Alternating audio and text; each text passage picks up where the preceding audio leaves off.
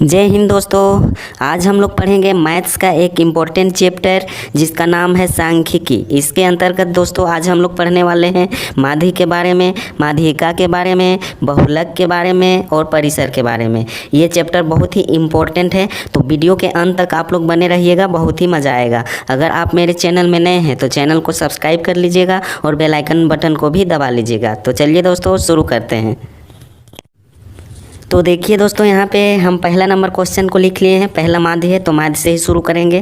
क्या है? 3 + 5 + 7 + 4 + 9 + 2। इसके जगह पे कोई भी संख्या हो सकता है, प्रश्न में कोई दिक्कत नहीं है। तो माध्य निकालने के लिए दोस्तों हम लोगों को क्या करना रहता है? इन संख्याओं को जोड़ना रहता है और इन संख्याओं को जोड़कर इसको देखना रहता है कि यहाँ पे कितना संख्या है। तो देखिए दोस्तों, पहले हम संख्याओं को जोड़ेंगे। 3 और 5 को जोड़ेंगे तो 8 हो जाएगा। 8 और 7 को जोड़ेंगे तो हमारा 15 हो जाएगा। 15 और 4 को जोड़ेंगे तो 19 हो जाएगा। 19 9 को जोड़ेंगे तो 28 हो जाएगा। 28 और 2 को जोड़ेंगे तो 30 हो जाएगा। तो नीचे हम लोग 30 लिख लेंगे। और कुल कितनी संख्या है तो यहाँ पे आप लोग देख सकते हैं, गिन लीजिए 1 2 3 4 5 और यहाँ पे 1 है 6, तो 6 हो जाएगा। अब इसको काट दीजिए, 6 × 6 और 6 × 5 = 30। यानी दोस्तों इसका माध्य हमारा निकल के 5 आ गया है और यह इस प्रश्न का आंसर हो जाएगा। बहुत ही आसान है दोस्तों, सभी संख्याओं को जोड़ देना है जितना आएगा और कितना संख्या है उसे भाग दे देना है। भागफल जितना आएगा आंसर हमारा निकल के आ जाएगा।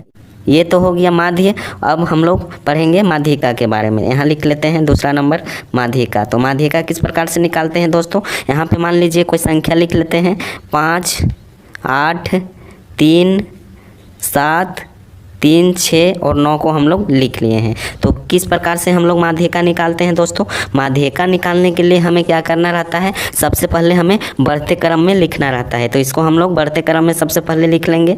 सबसे छोटा कौन है? तो देखिए यहाँ पे 3 है, तो 3 को लिख लेते हैं। उसके बाद क्या है? फिर 3 है, तो फिर 3 को लिखेंगे। उसके बाद इससे बड़ा क्या है? तो 5 है, तो 5 को लिख लेंगे। उसके बाद 6 नज़र आ रहा है, 6 को लिख लिए हैं। उसके बाद हमारा क्या नज़र आ रहा है? यहाँ पे 8 नज़र आ रहा है, 7 है, उसके बाद 8 है, उसके बाद 9 है। यहाँ पे गिन लीजिए 1 2 3 4 5 6 7। यहाँ भी 7 होना चाहिए, 1 2 3 4 5 6 7। तो देखिए यहाँ भी 7 है, यहाँ भी 7। इसका मतलब हमारा कोई भी अंक नहीं छूट रहा है, सही बन रहा है। तो इसमें दोस्तों क्या करना रहता है? हमें बीच वाली संख्या देखना रहता है। माध्यिका मतलब मीडियन, बीच वाली संख्या। तो यहाँ पे देखिए कितना संख्या है? 1 2 3 4 5 6 7 संख्या है, यानी बिजोड़ा नंबर है। जब भी बिजोड़ा नंबर रहे, ठीक है, यहाँ पे जोड़ा नंबर नहीं है, यानी सम संख्या में नहीं है। यहाँ पे विषम संख्या 1 2 3 4 5 6 7 8 रहता तो सम संख्या में आता। इस प्रकार से जब भी रहे विषम संख्या में, तो यहाँ पे देखिए बीच वाली संख्या को यहाँ लेना है। तो बीच वाली संख्या हमारा कैसे निकलेगा? इधर से हमें 3 संख्या को ले लेना है और इधर से हमें 3 संख्या को ले लेना है, ठीक है। इधर से 3 संख्या को हटा देंगे और इधर से 3 संख्या को हटा देंगे, ठीक है। तो बीच में हमारा क्या बचेगा दोस्तों? 6 बचेगा। तो इस प्रकार से हमारा ये आंसर हो जाएगा। आप लोग एक बार फिर से देख लीजिए, 3 संख्या को हटा देना है। इधर से भी, बायां साइड से भी, दाहिना साइड से भी हटा देंगे और बीच में जो संख्या बचता है वही हमारा माध्यिका हो जाता है। तो इस प्रकार से हमारा ये आंसर हो जाएगा। अगर दोस्तों यहाँ पे एक संख्या और रहता, सम में रहता, मान लीजिए यहाँ रहता 3 3 5 6 7 8 9 और यहाँ पे एक संख्या और रहता 10। तो इसको किस प्रकार से बनाते हैं? देखिए यहाँ सम संख्या में आ गया है 1 2 3 4 5 6 7 8। तो इसको किस प्रकार से हम लोग करेंगे? तो देखिए यहाँ पे अगर इधर से 4 लेंगे, इधर से भी हमें 4 लेना होगा। जितना इधर हटाएंगे उतना दाहिना साइड भी हमें हटाना है। तो दाहिना साइड भी हटाएंगे 4 और बायां साइड भी हटाएंगे तो यहाँ कुछ नहीं बचेगा। तो कुछ नहीं बचेगा तो ये हमारा गलत हो जाएगा। इसलिए इसको भी हमें 3 संख्या को हटाना है। यहाँ से 3 संख्या को हटा देंगे और यहाँ से 3 संख्या को हटा देंगे। अब देखिए दोस्तों, यहाँ पे हमारा केवल 2 ही संख्या बच रहा है। तो उसके क्या करेंगे? यहाँ पे जोड़ देंगे, ठीक है। 6 + 7 जोड़ देंगे और यहाँ 2 संख्या तो 2 से भाग दे देंगे। तो यहाँ पे हमारा क्या हो जाएगा?